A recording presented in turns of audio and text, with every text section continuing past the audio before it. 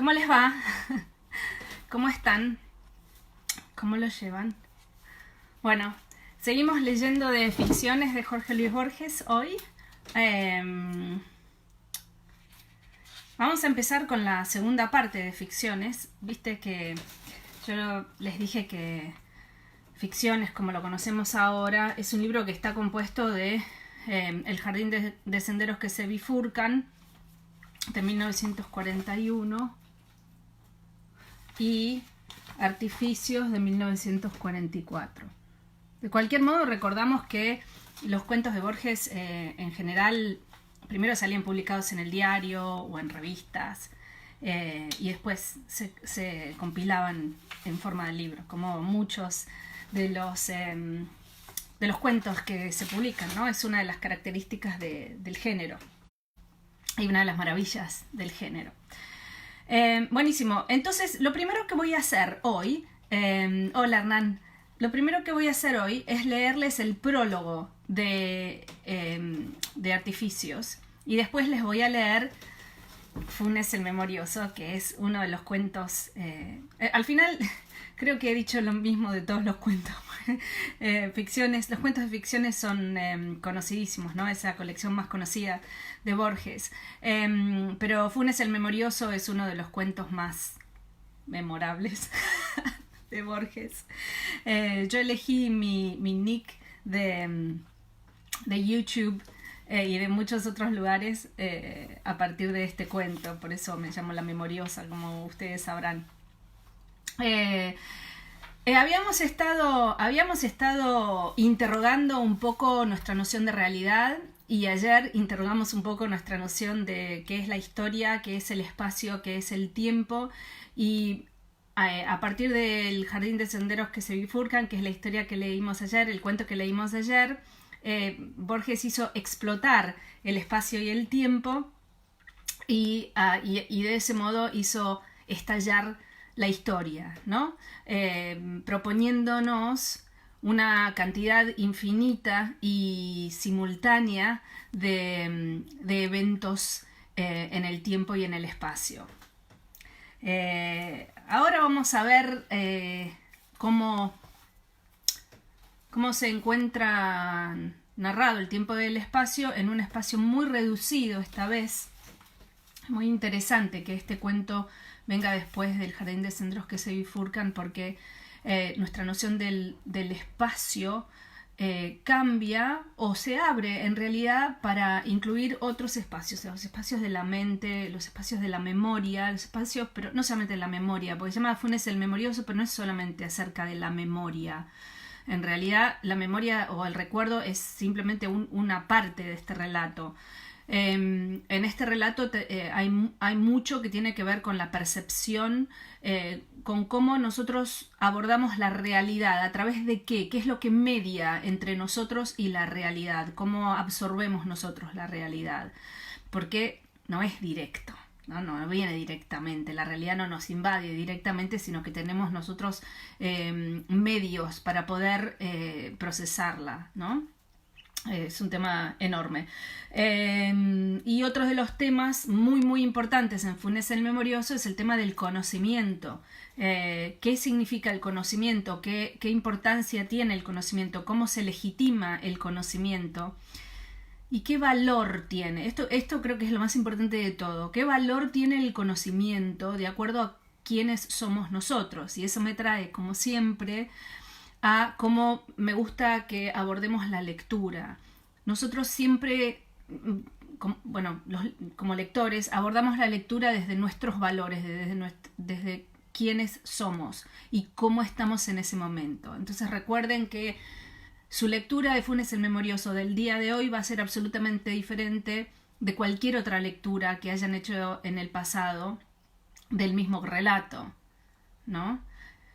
Entonces, recordemos o tengamos en mente esa idea de todo lo que traemos a la lectura, los valores que traemos a la lectura, y no solamente los valores en cuanto a valores morales o éticos, sino a qué, muy, muy básicamente, a qué le damos valor, qué es importante para nosotros y por ende qué nos define, ¿no? En cada momento de nuestra vida. Buenísimo, les leo el prólogo de Artificios y después Funes el Memorioso. Hola Rosario, gracias por venir. Prólogo de Artificios de 1944. Aunque de ejecución menos torpe, las piezas de este libro no difieren de las que forman el anterior. Dos, acaso, permiten una mención detenida: La muerte y la brújula, Funes el Memorioso. La segunda es una larga metáfora del insomnio.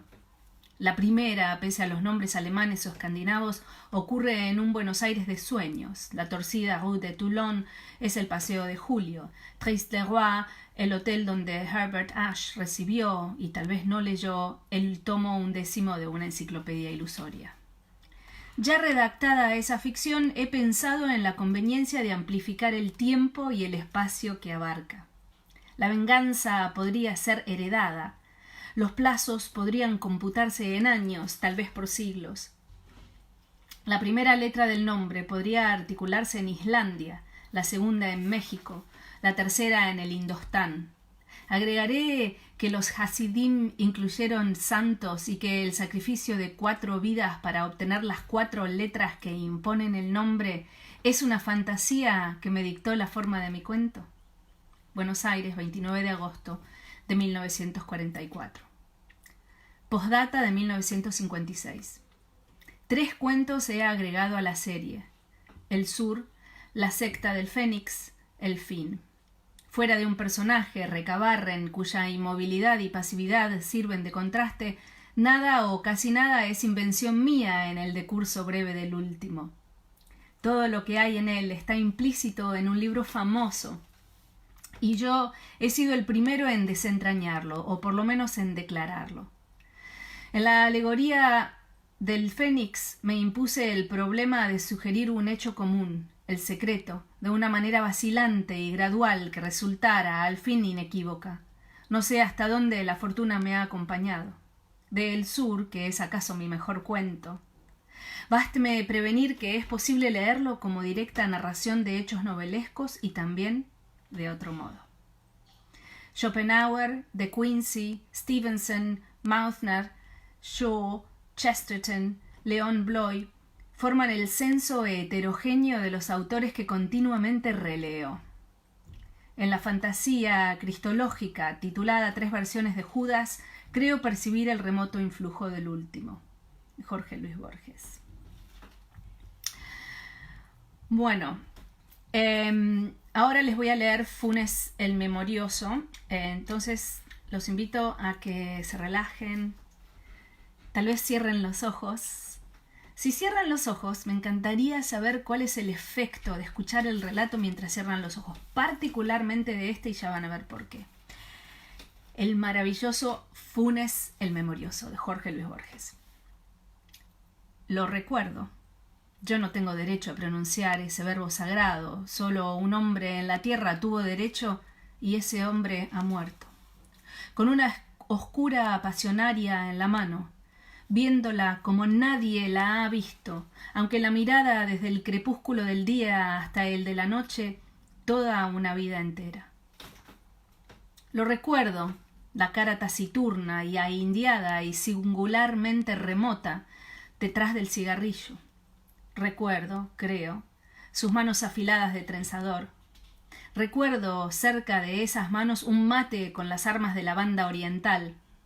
Recuerdo en la ventana de la casa una estera amarilla con un vago paisaje lacustre.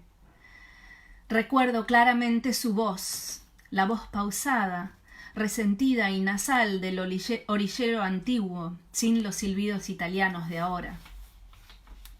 Más de 3 veces no lo vi, la última en 1887. Me parece muy feliz el proyecto de que todos aquellos que lo trataron escriban sobre él.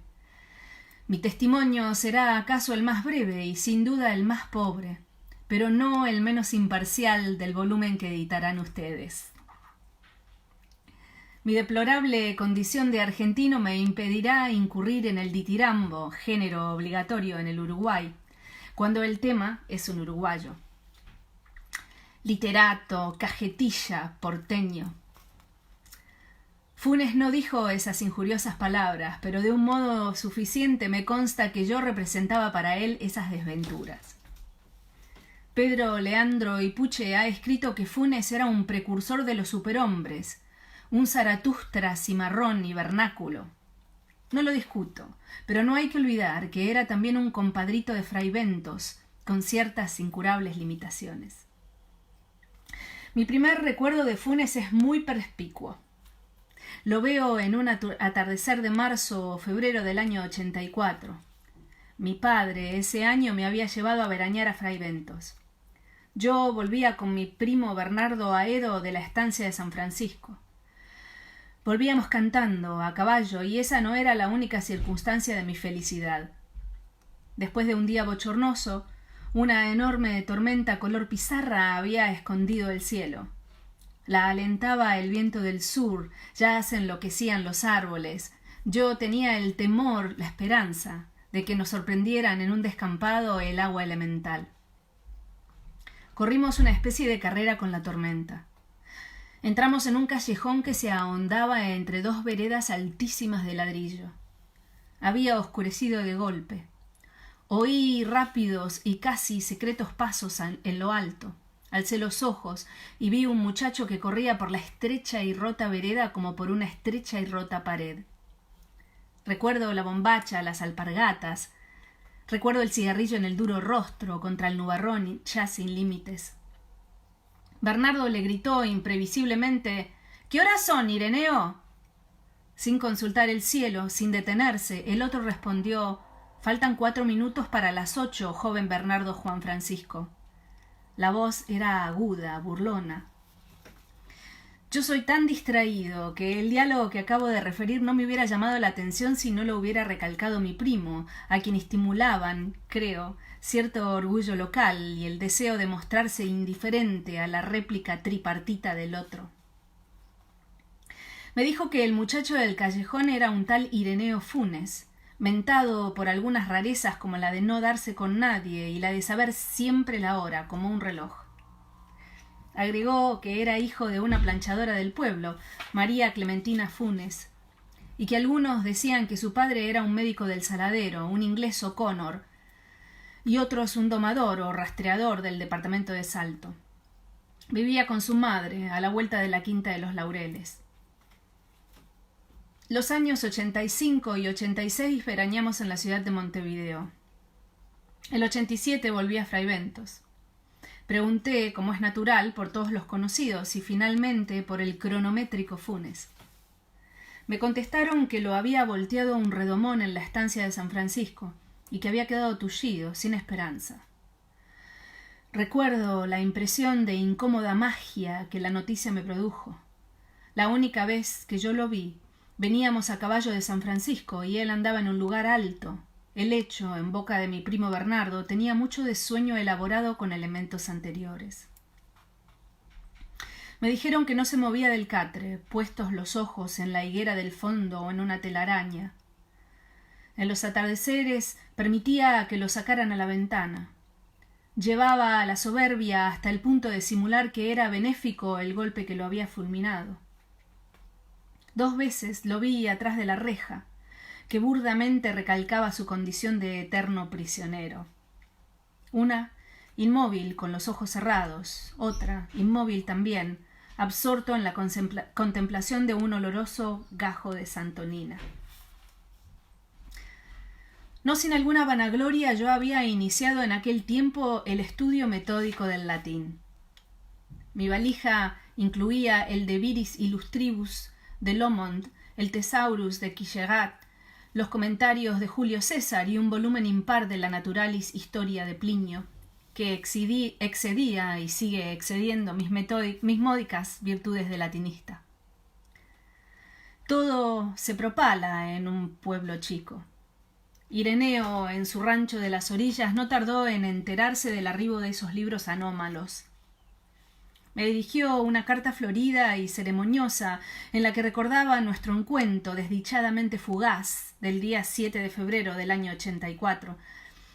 Ponderaba los gloriosos servicios que don Gregorio Aedo, mi tío, finado ese mismo año, había prestado a las dos patrias en la valerosa jornada de Ituzaingó, y me solicitaba el préstamo de cualquiera de los volúmenes, acompañado de un diccionario para la buena inteligencia del texto original, porque todavía ignoro el latín.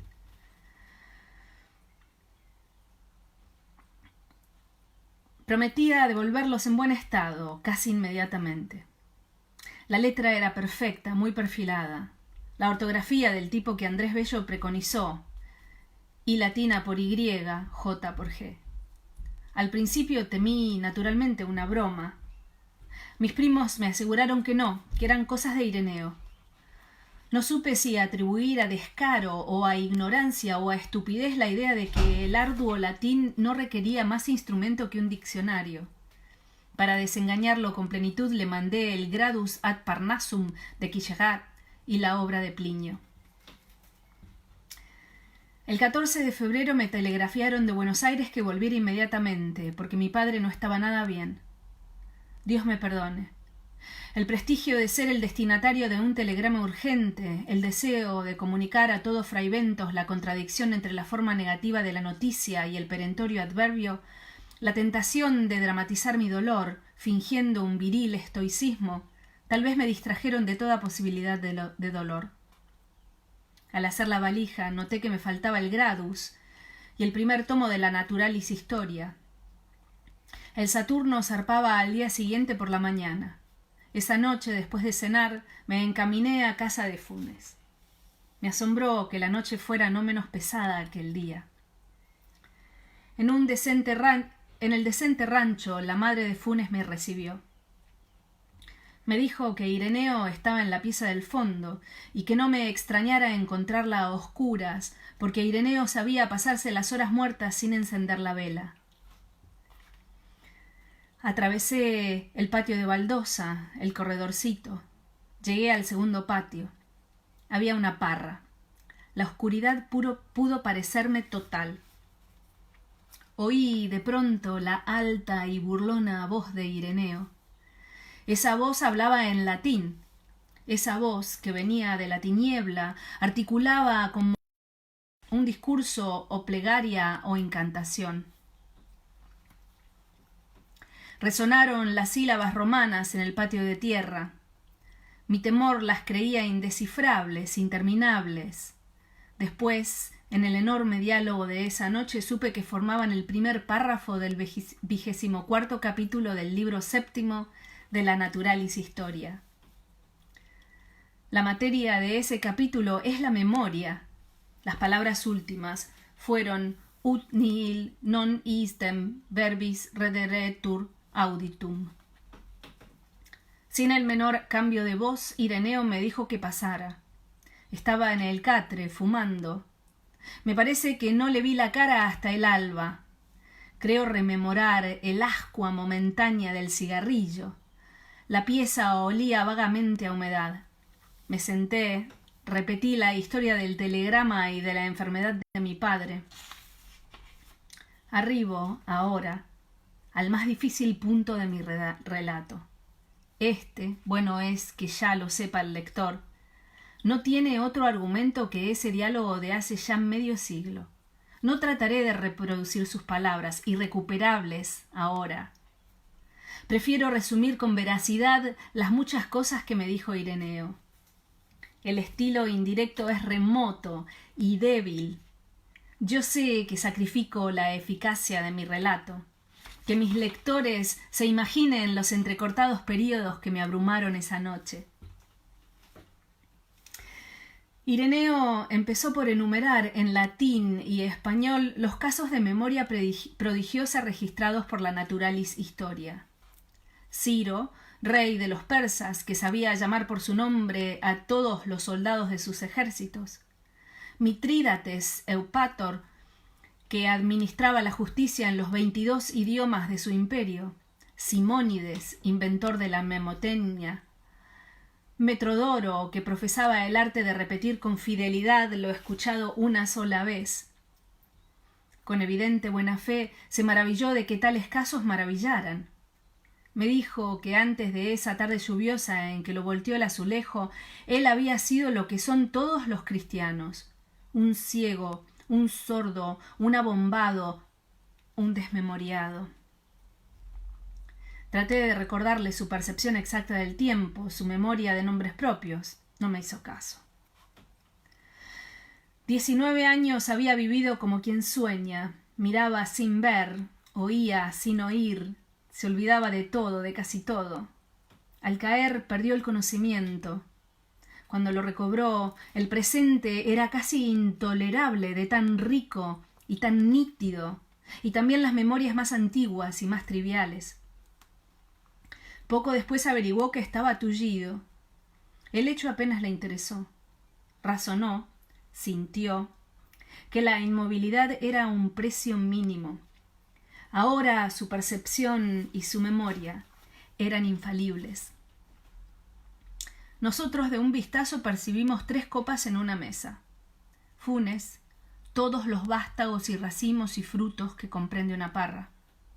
Sabía las formas de las nubes australes del amanecer del 30 de abril de 1882 y podía compararlas en el recuerdo con las vetas de un libro en pasta española que sólo había mirado una vez, y con las líneas de la espuma que un remo levantó en el río Negro la víspera de la acción del Quebracho. Esos recuerdos no eran simples. Cada imagen visual estaba ligada a sensaciones musculares, térmicas, etc. Podía reconstruir todos los sueños, todos los entresueños. 2 o 3 veces había reconstruido un día entero. No había dudado nunca, pero cada reconstrucción había requerido un día entero. Me dijo: más recuerdos tengo yo solo que los que habrán tenido todos los hombres desde que el mundo es mundo. Y también mis sueños son como la vigilia de ustedes. Y también hacia el alba mi memoria, Señor, es como un vaciadero de basuras. Una circunferencia en un pizarrón, un triángulo rectángulo, un rombo, son formas que podemos intuir plenamente. Lo mismo le pasa a Ireneo con las aborrascadas crines de un potro, con una punta de ganado en una cuchilla, con el fuego cambiante y con la innumerable ceniza, con las muchas caras de un muerto en un largo velorio. No sé cuántas estrellas veía en el cielo. Esas cosas me dijo. Ni entonces ni después las he puesto en duda.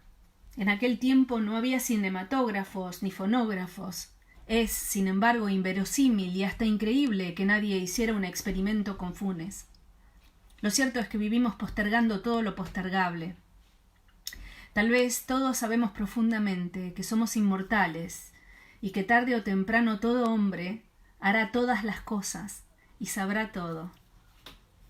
La voz de Funes desde la oscuridad seguía hablando. Me dijo que hacia 1886 había discurrido un sistema original de numeración y que en muy pocos días había rebasado el 24.000. No lo había escrito porque lo pensado una sola vez ya no podía borrársele. Su primer estímulo, creo, fue el desagrado de que los 33 orientales requirieran 2 signos y 3 palabras, en lugar de una sola palabra y un solo signo.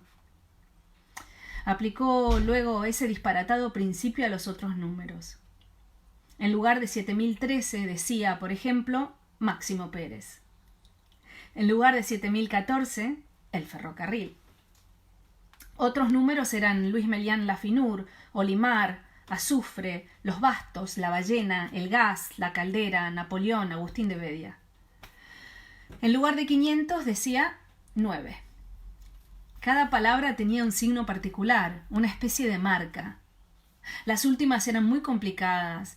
Yo traté de explicarle que esa rapsodia de voces inconexas era precisamente lo contrario de un sistema de numeración. Le dije que decir 365 era decir 3 centenas, 6 decenas, 5 unidades. Análisis que no existe en los números, el negro timateo o manta de carne. Funes no me entendió o no quiso entenderme.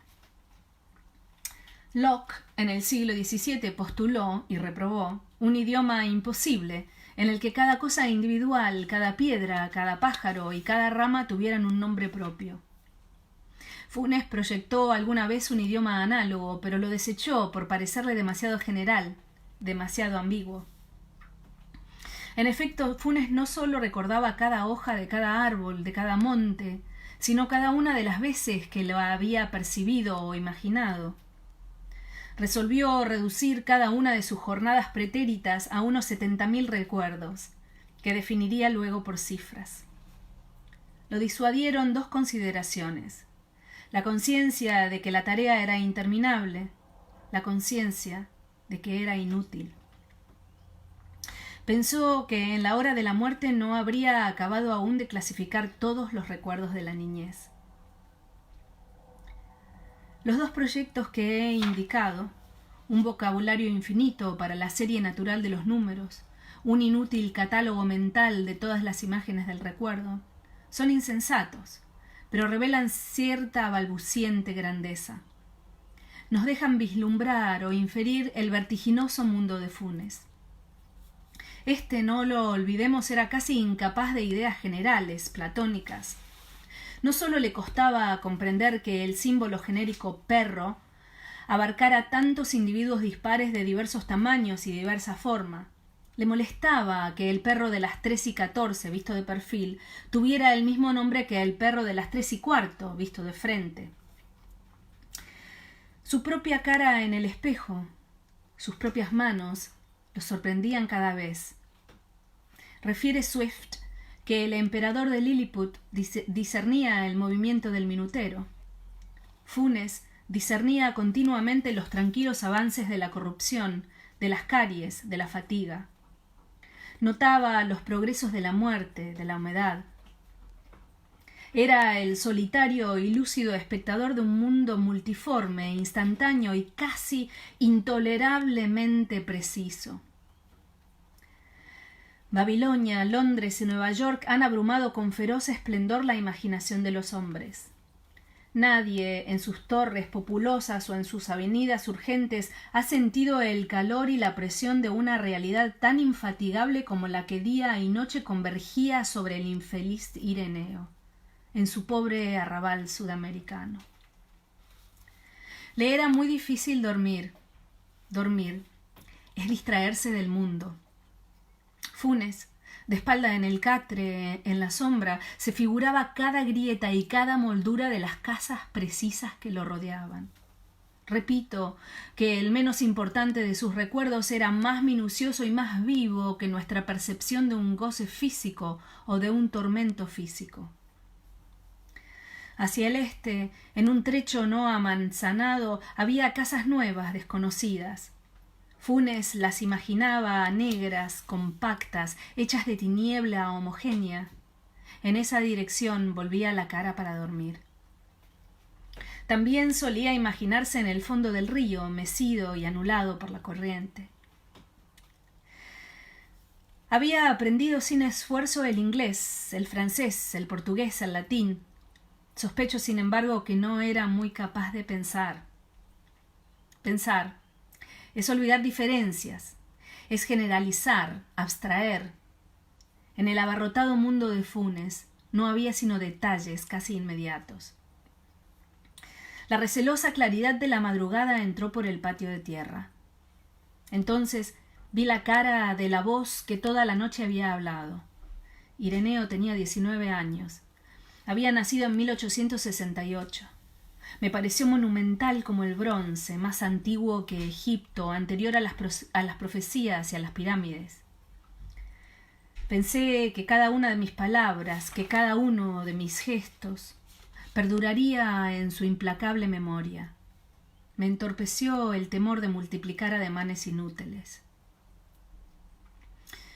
Ireneo Funes murió en 1889 de una congestión pulmonar. 1942. Funes el Memorioso, de Jorge Luis Borges.